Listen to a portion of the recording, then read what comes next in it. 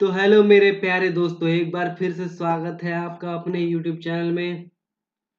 तो दोस्तों, हमारा ये क्लास जो है वो रेलवे न्यू रिक्रूटमेंट 2024 नई भर्ती जो 2024 में होने वाली है, चाहे वो एनटीपीसी का एग्जाम हो, आरआरबी जेई का हो, टेक्नीशियंस का हो या फिर एएलपी का हो, इन सारे एग्जाम्स के लिए हमारे ये आज का क्लास बहुत ही इम्पोर्टेंट होने वाला है। जो लोग नए हैं उन्हें बता दें कि हमारा यह जीके जीएस अभ्यास सीरीज का 10वां सेट है। इससे पहले जो है हम लोगों ने ऑलरेडी 9 क्लास कर चुके हैं। अगर आप नए हैं तो हमारे वीडियोस जाके देख सकते हैं। एग्जाम के दृष्टिकोण से वो आपके लिए बहुत ही उपयोगी हो सकते हैं, क्योंकि हम लोगों ने वहाँ पे प्रीवियस ईयर के साथ साथ आने वाले एग्जाम में जो भी क्वेश्चन पूछे जा सकते हैं उसके रिगार्डिंग डिस्कशन किया है।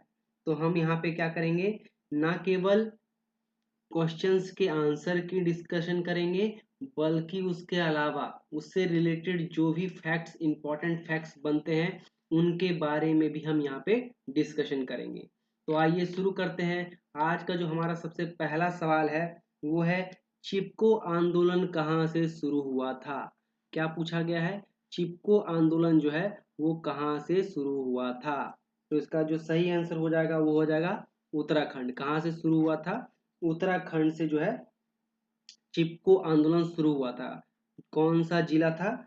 चमोली जिला। कौन सा जिला था? चमोली जिला से जो था चिपको आंदोलन शुरू हुआ था। और इसके जो शुरुआत की थी वो सबसे महत्वपूर्ण व्यक्ति कौन थे? सुंदर लाल बहुगुणा। आप लोगों ने सुना होगा। चिपको आंदोलन में सबसे मेन जो भूमिका निभाई गई थी वो थे सुंदरलाल बहुगुणा द्वारा। सुंदरलाल बहुगुणा। इनके साथी थे चंडी प्रसाद भट्ट। इनके साथी जो थे वो क्या कौन थे? चंडी प्रसाद भट्ट। इन दोनों ने मिलकर क्या किया था? चिपको आंदोलन जो है शुरू किया था। कब? 1973। कब शुरू किया था? 1973। कहाँ से? उत्तराखंड के चमोली जिले से। उत्तराखंड के चमोली जिले से शुरू किया था। बढ़ते हैं अगले क्वेश्चन की तरफ। नेक्स्ट है, युगांडा की राजधानी का नाम बताएं। तो युगांडा क्या है? अफ्रीकी महाद्वीप का है, उसका एक देश है। उसकी राजधानी क्या है? तो युगांडा की जो राजधानी है वो वो है कनपाला। युगांडा की जो राजधानी वो क्या है? कनपाला जो है युगांडा देश की राजधानी है। ये क्या है? पूर्वी अफ्रीकी भूमध्य रेखा पर स्थित देश है। कौन सा? कहाँ पे है इसका लोकेशन युगांडा का? पूर्वी अफ्रीका में जो है भूमध्य रेखा पर स्थित है। और ये क्या है? एक लैंडलॉक्ड कंट्री, यानी स्थल रुद्ध देश। मतलब इस देश में जाने के लिए अगर किसी को जाना है बाय रोड तो उसके इसमें क्या है, किसी ना किसी देश से होकर जाना पड़ेगा। ये क्या है? लैंड लॉक्ड कंट्री है। किससे किससे लैंड लॉक्ड है? केनिया से, तंजानिया से, पश्चिम में रवांडा से और कांगो से। ये इन सब देशों से ये क्या है, घिरा हुआ है। ये मोगादिशु कहाँ की राजधानी है? मोगादिशी जो है वो सोमालिया की राजधानी है। कहाँ की राजधानी है मोगादिशु? सोमालिया की राजधानी है मोगादिशु। सोमालिया की राजधानी क्या है? मोगादिशु। इसके अलावा जाम्बिया देश की राजधानी क्या है? लुसाका। कौन सी देश की राजधानी? जाम्बिया। जाम्बिया देश की जो राजधानी है वो कौन सा है? लुसाका। तो युगांडा की राजधानी का नाम है कनपाला, सोमालिया की राजधानी मोगादिशु, जाम्बिया की राजधानी जो है लुसाका है। बढ़ते हैं अगले क्वेश्चन की तरफ। बहुत ही important question, art and culture से जो है, कला एवं संस्कृति से पूछा गया क्वेश्चन है। पूछा गया है, मधुबनी कला क्या है? क्या पूछा गया है? मधुबनी जो है वो कला जो है क्या है? तो जो लोग हमारे दोस्त बिहार से हैं वो उनको पता है बहुत अच्छे से कि बिहार में एक प्रचलित लोक कला जो है वो मधुबनी है। मधुबनी की क्या कला क्या है? बिहार में एक प्रचलित लोक कला है, जिसे क्या करते हैं, मिथिला चित्रकला भी। इसका दूसरा नाम क्या है? मिथिला। मिथिला चित्रकला के नाम से भी इसको जाना जाता है। मिथिला चित्रकला के नाम से भी जाना जाता है, क्योंकि ये बिहार के मिथिला क्षेत्र जो नेपाल से तराई क्षेत्र से सटा हुआ क्षेत्र है, उस क्षेत्र में जो है प्रमुख कला की जो है परंपरा है। और इसमें मेनली क्या है, महिलाओं द्वारा जो है प्राकृतिक रंगों से, प्राकृतिक मतलब नेचुरल कलर जो है उससे बनाया जाता है। प्राकृतिक रंगों से जो है ये चित्रकला की जाती है। मेनली क्या है, महिलाओं द्वारा, मेनली क्या है, महिलाओं द्वारा ये चित्रकला किया जाता है। तो मधुबनी कला क्या है, बिहार में एक प्रचलित लोक कला है। यहाँ पे आप देख सकते हैं वो कितना सुंदर डिजाइन बनाया गया है। ये मिथिला पेंटिंग का एक उदाहरण है, मधुबनी पेंटिंग का उदाहरण है। बढ़ते हैं अगले क्वेश्चन की तरफ। अगला क्वेश्चन जो है पूछा गया है, नवा ग्रह क्या है। ये क्या है, नवा ग्रह जो है वो क्या है। तो इसका जो आंसर हो जाएगा दोस्तों वो हो जाएगा बाहरी सौर मंडल में प्रस्तावित एक बड़ा बर्फीला ग्रह। नवा ग्रह कौन सा है, बाहरी सौर मंडल में प्रस्तावित एक बड़ा बर्फीला ग्रह जो है वो नवा ग्रह के रूप में प्रस्तावित है। अभी तक उसको अप्रूवल नहीं मिला, प्रस्तावित ही है। ये क्या है, कुछ खगोल शास्त्री और जो विद्वान उनका मानना क्या है, सौर मंडल के बाहरी हिस्से में क्या है, एक ग्रह है जो पृथ्वी के द्रव्यमान का जो है 10 गुना बड़ा है, और ये क्या है, पृथ्वी की श्रेणी में आ सकता है। और इसमें क्या है, हीलियम और हाइड्रोजन जो है उसका वायुमंडल व्याप्त है। तो ये क्वेश्चन जो है पिछले आरआरबी में पूछा गया था कि नवा ग्रह क्या है। बढ़ते हैं अगले क्वेश्चन की तरफ। अगला क्वेश्चन है, मनुष्यों में जीवाणु संक्रमण के लिए सबसे सामान्य उपचार जो है वो क्या है। अगर मनुष्यों में क्या होता है, जीवाणु से संक्रमण हो जाता है तो उस केस में उसका सबसे कॉमन उपचार, सबसे आम उपचार जो है वो क्या है। तो सबसे कॉमन जो उसका उपचार है वो है एंटीबायोटिक दिया जाता है।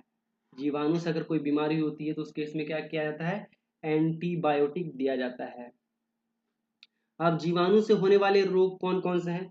जीवाणु से होने वाले रोगों में आता है हैजा, मियादी बुखार, निमोनिया, निमोनिया जो है, इसके अलावा आता है प्लेग, टीबी, माइक्रोबैक्टीरियम ट्यूबरक्लोसिस। ये सब क्या है, जीवाणु से होने वाले जो है, जीवाणु संक्रमण से होने वाले रोग हैं।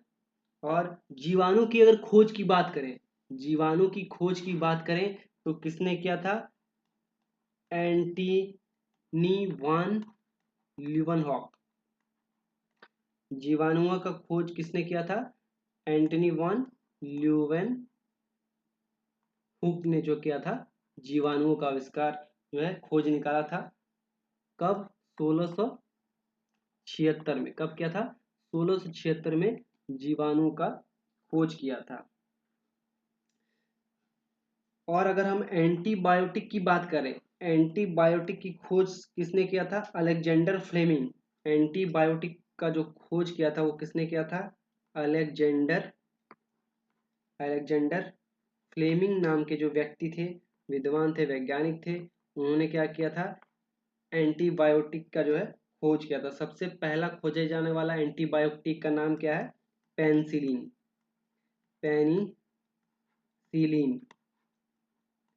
ये क्या है, पहला खोजे जाने वाला एंटीबायोटिक है। इसके अलावा एस्पिरिन क्या है, तो ये क्या है, दर्द निवारक दवाई। एस्पिरिन क्या है, दर्द निवारक दवाई है। जनरली क्या होता है, सर दर्द, बदन दर्द में क्या होता है, जो दवाई दिया जाता है उसमें क्या होता है, एस्पिरिन रहता है। ये क्या है, दर्द को कम करता है, दर्द निवारक दवाई है। इसका जो नाम है उसको हम लोग क्या बोलते हैं, एसिटाइल सैलिसिलिक एसिड। एस्पिरिन का जो नाम है उसका पूरा नाम क्या है, एसिटाइल सैलिसिलिक एसिड। एंटीबॉडी क्या है, एंटीबॉडी जो है रोग से लड़ने के लिए यूज होता है। शरीर में रोगों से लड़ने के लिए क्या होता है, एंटीबॉडी जो है उसका इस्तेमाल होता है। यह एक प्रकार का क्या है, प्रोटीन है, जो क्या होता है, प्लाज्मा कोशिकाओं द्वारा एंटीबॉडी का निर्माण होता है। मनुष्य जनरली रक्त में, मनुष्य के रक्त में जनरली जो एंटीबॉडी होता है वो क्या होता है, IgG। ये एंटीबॉडी जनरली रक्त में पाया जाता है। एंटीजन क्या है? एंटीजन एक मार्कर है। एंटीजन की बात भी कर लेते हैं। एंटीजन क्या है? मार्कर है। इससे क्या पता चलता है? अगर एंटीजन दिया जाता है तो इससे क्या आता है, बॉडी का जो इम्यून सिस्टम है, प्रतिरक्षा तंत्र है, उसको बताया जाता है कि उसे एक एंटीबॉडी का निर्माण करना है, जिससे क्या हो, वो शरीर में कुछ हानिकारक जो प्रवेश कर गया है उससे ये लड़ पाए। एंटीजन आपके शरीर में क्या होता है? वायरस, बैक्टीरिया, ट्यूमर और सामान्य कोशिकाओं में जो है वो पाया जाता है। ये क्या करता है? प्रतिरक्षा तंत्र को बताना है कि उसको कौन सा एंटीबॉडी बनाना है। एक ये प्रकार का क्या है? मार्कर है। बढ़ते हैं अगले क्वेश्चन की तरफ। नेक्स्ट है, कौन सा ऑपरेटिंग सिस्टम नहीं है? यहाँ पे ऑपरेटिंग सिस्टम का बात है, कौन सा नहीं है, तो इसका सही आंसर हो जाएगा C plus plus. C plus plus जो है ये ऑपरेटिंग सिस्टम नहीं है। ये क्या है? एक उच्च स्तरीय प्रोग्रामिंग भाषा है। क्या है? प्रोग्रामिंग भाषा है। ऑपरेटिंग सिस्टम क्या है? एक उच्च स्तरीय प्रोग्रामिंग भाषा है, जिसका इस्तेमाल क्या किया जाता है? सॉफ्टवेयर बनाने में। जिसका इस्तेमाल क्या किया जाता है? सॉफ्टवेयर बनाने में जो है इसका इस्तेमाल किया जाता है। और ये क्या है? एक ऑब्जेक्ट ओरिएंटेड जो है लैंग्वेज है। क्या है? ऑब्जेक्ट ओरिएंटेड है जो है भाषा है। तो सी प्लस प्लस जो है वो क्या है? एक प्रोग्रामिंग भाषा है जो क्या करता है? प्रोग्राम लिखने में, सॉफ्टवेयर बनाने में यूज किया जाता है। इसके अलावा जो OS X है, विंडोज 7 और डॉस है, ये तीनों ही क्या है? ऑपरेटिंग सिस्टम है। डॉस मतलब डिस्क ऑपरेटिंग सिस्टम। डॉस क्या है? डिस्क ऑपरेटिंग सिस्टम है। इसके अलावा बात करें अगले क्वेश्चन की तरफ, तो अगला क्वेश्चन है, जनवरी 1610, जनवरी कौन सी ईस्वी? 1610 ईस्वी में गैलीलियो गैलीली द्वारा खोजे गए बृहस्पति के गैलीलियन चंद्रमाओं की संख्या जो थी वो कितनी थी? क्या हुआ था जब गैलीलियो गैलीलाई के टाइम था, उस समय उन्होंने क्या किया? दूरबीन से ही बृहस्पति के चंद्रमाओं को देखा, और उस समय उनके द्वारा जो बताया गया था, बृहस्पति के चंद्रमाओं की संख्या वो बताया गया था 4। वर्तमान में जो 2018 में है, उस समय वर्तमान में क्या है? 79 उपग्रह हैं बृहस्पति के। और ये क्या थे? गैलीलियो गैलीलाई एक खगोल शास्त्री थे। क्या कहते? खगोल शास्त्री थे। आपको बता दे क्या है, सौर मंडल का सबसे बड़ा ग्रह जो है, सौर मंडल का सबसे बड़ा ग्रह जो है वो बृहस्पति है। और इसका जो सबसे बड़ा उपग्रह है वो क्या है? गनीमेड। गनीमेड जो है इसका सबसे बड़ा उपग्रह है। और ये क्या है? हमारे सौर मंडल का सबसे भारी ग्रह भी है। हमारे सौर मंडल का सबसे भारी ग्रह भी जो है वो बृहस्पति ही है। बात करें अगले क्वेश्चन की तरफ दोस्तों, बहुत ही इंपॉर्टेंट। जो लोग नए हैं वो चैनल को सब्सक्राइब करना ना भूलें। साथ ही आपको वीडियो सीरीज पसंद आ रहा है तो अपना लाइक करें और अपने दोस्तों के बीच शेयर भी करें। नेक्स्ट जो क्वेश्चन पूछा गया है, अबरक किस राज्य में प्रचुर मात्रा में पाया जाता है? वो कौन सा राज्य है जहाँ पर अबरक प्रचुर मात्रा में पाया जाता है? तो नीचे जितने सारे ऑप्शन दिए गए हैं उसमें बिहार जो है उसमें अबरक प्रचुर मात्रा में पाया जाता है। अगर आंध्र प्रदेश दिया रहता, अगर आंध्र प्रदेश दिया रहता तो उसका आंसर आंध्र प्रदेश हो जाता, क्योंकि भारत में जो है सबसे ज्यादा अवरक जो है प्रचुर मात्रा में वो आंध्र प्रदेश में पाया जाता है। उसके अलावा क्या होता है? राजस्थान, बिहार, झारखंड, ये भी क्या है? अवरक उत्पादन में अग्रणी है, प्रचुर मात्रा में पाया जाता है। पश्चिम बंगाल में सबसे ज्यादा क्या पाया जाता है? कोयला। पश्चिम बंगाल में सबसे ज्यादा क्या पाया जाता है? कोयला। कोयला के उत्पादन के दृष्टिकोण से क्या है? पश्चिम बंगाल सबसे आगे है। उसके अलावा पीछे में आता है झारखंड, उड़ीसा और छत्तीसगढ़। मध्य प्रदेश क्या है? मध्य प्रदेश एक ऐसा राज्य है जिसमें केवल क्या होता है? हीरे का उत्पादन होता है, हीरा निकाला जाता है। हीरा उत्पादन में एकाधिकार होने का जो गौरव प्राप्त है वो मध्य प्रदेश को प्राप्त है। पढ़ते हैं अगले क्वेश्चन की तरफ दोस्तों। नेक्स्ट है भारत के किन स्टेशनों के बीच सबसे लंबी ट्रेन चलती है। तो वो कौन से 2 स्टेशन हैं जिसके बीच सबसे लंबी दूरी की ट्रेन चलती है? वो है डिब्रूगढ़ कन्याकुमारी। कौन है? डिब्रूगढ़ कन्याकुमारी। कौन सी ट्रेन? विवेक एक्सप्रेस। विवेक एक्सप्रेस जो है ये डिब्रूगढ़ से कन्याकुमारी तक जाती है। बढ़ते हैं अगले क्वेश्चन की तरफ। नेक्स्ट पूछा गया है भारत के सर्वोच्च न्यायालय के संबंध में निम्नलिखित में से कौन सा कथन सही नहीं है? क्या पूछा गया? भारत के सर्वोच्च न्यायालय के संबंध में। तो सबसे पहले दिया गया यह भारत के लोगों की स्वतंत्रता के संरक्षक के रूप में कार्य करती है। बिल्कुल सही। अगर भारत के लोगों का जो है स्वतंत्रता जो है उसका हनन होगा तो उसके संरक्षक के रूप में कौन कार्य करता है? भारत का सर्वोच्च न्यायालय। दूसरा कथन की बात करें तो यह संविधान के संरक्षक के रूप में कार्य करता है। बिल्कुल सही। भारत के लोगों के साथ साथ यह भारत के संविधान के संरक्षक के रूप में भी कार्य करता है। तीसरा दिया हुआ है यह राज्य के नीति निर्देशक सिद्धांतों के रक्षक के रूप में कार्य करता है। ये नहीं, ये सुप्रीम कोर्ट का काम नहीं है। तो ये क्या है? गलत कथन दिया गया है। इसके अलावा अंतिम कथन की बात करें तो ये दिया गया यह राष्ट्रपति और उपराष्ट्रपति के चुनाव के विवादों की जांच करने की अंतिम शक्ति है। तो ये भी बिल्कुल सही है। तो हमारा जो आंसर हो जाएगा वो हो जाएगा ऑप्शन नंबर सी। इसी के साथ धन्यवाद दोस्तों, मिलते हैं नेक्स्ट वीडियो में।